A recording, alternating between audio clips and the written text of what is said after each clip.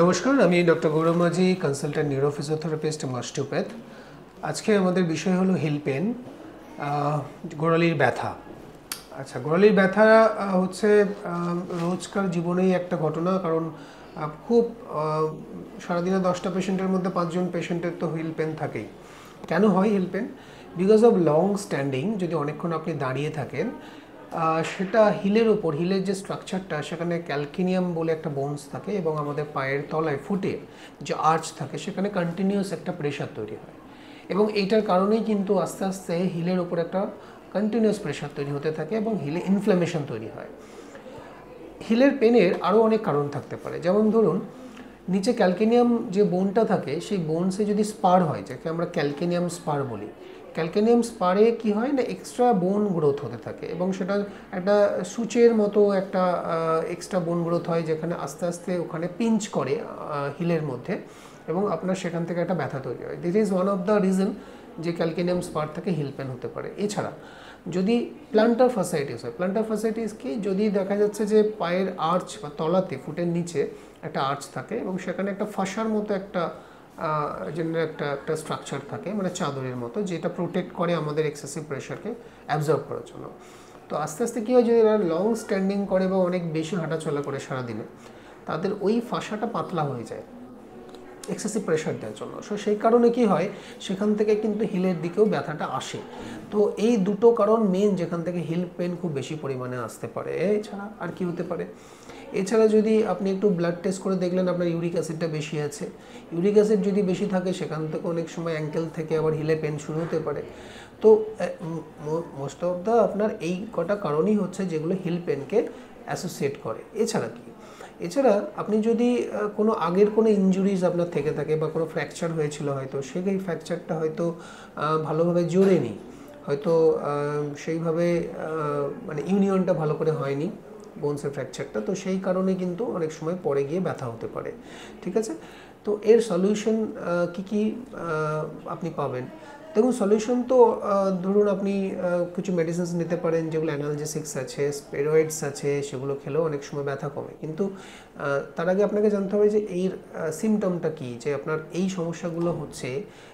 তার কিছু কিছু কারণ আছে, যেগুলো আপনি সকালে উঠেই দেখলেন যে আপনি ঘুম থেকে উঠেছেন, পাটা প্রথমে রাখলেন এবং সেখানে আপনার ব্যথা শুরু হচ্ছে প্রথম স্টেপ নিতে গিয়ে, তাহলে আপনাকে বুঝতে হবে এটা কিন্তু প্ল্যান্টার ফাসাইটিস। কারণ হিল পেনেরও অনেক রকম ডিভিশন আছে।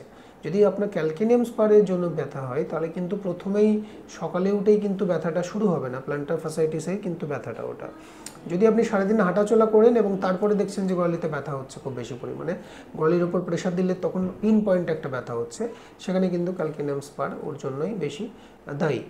এছাড়া কি, যদি দেখছেন যে আপনি রেস্ট কন্ডিশনে আছেন, সেখানেও ব্যথা হচ্ছে, আপনি মুভমেন্ট করছেন, সেখানেও ব্যথা হচ্ছে, তার মানে কি কোনো পার্টিকুলার মুভমেন্টের জন্য এটা কিন্তু দায়ী নয়। তার মানে ভাবতে হবে আপনার ইন্টারনাল বা ব্লাডে কোনো ফ্যাক্টরস আছে যেটার কারণে আপনার ব্যথা হচ্ছে।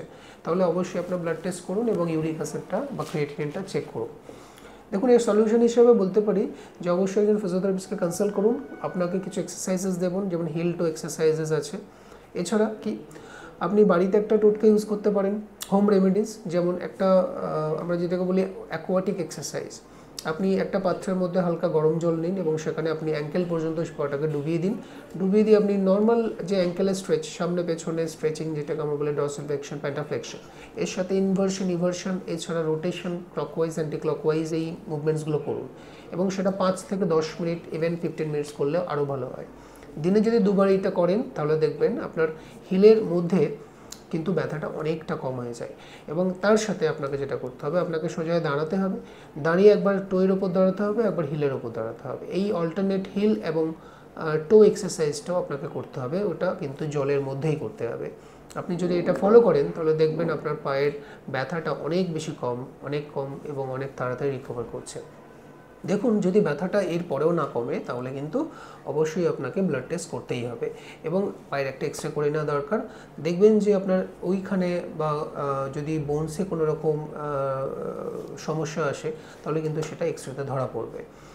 এছাড়া আপনি যদি ফিজিওথেরাপির কিছু চিকিৎসা নেন, যেমন হচ্ছে ধরুন আলট্রাসাউন্ড থেরাপি, এছাড়া লেজার নিতে পারেন, এছাড়া আপনি প্যারাফিন ওয়্যাক্স বাথ বলে একটা ট্রিটমেন্ট আছে সেটাও করতে পারেন।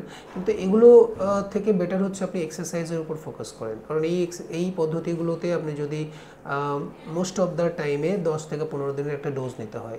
যদি দেখা যায় আপনি একজন ওয়ার্কিং, আপনার এতটা সময় নেই, তাহলে go for the home remedies, হোমে এক্সারসাইজগুলো ফলো করুন। এছাড়া ডায়েটটাকে ফলো করুন, যাতে আপনার প্রোটিনের লেভেলটাকে চেক করুন, যেখান থেকে ইউরিক অ্যাসিডটা বাড়ছে। যদি ইউরিক অ্যাসিড ধরা পড়ে তাহলে ইউরিক অ্যাসিডকে কন্ট্রোল করুন, সেখানে দেখবেন সেটাও আস্তে আস্তে আপনার হিল পেন থেকে কমাতে সাহায্য করবে। দেখুন, আপনি যদি আমাকে কনসাল্ট করতে চান 1-to-1, তাহলে আপনি আমার নিচের নাম্বারে যোগাযোগ করুন। আমি ব্যারাকপুর, বারাসাত, দমদম এই 3টে জায়গায় ক্লিনিক করি, এর সাথে আমি সল্টলেকেও বসি। তো এছাড়া ভিডিও কনসালটেশনও করি। তো আপনি নিচের নাম্বারে যোগাযোগ করলেই আমার সাথে কনসাল্ট করতে পারবেন। আশা করি ইনফরমেশনটা আপনাদের অনেকটাই বেশি সাহায্য করবে। ধন্যবাদ, ভালো থাকবেন।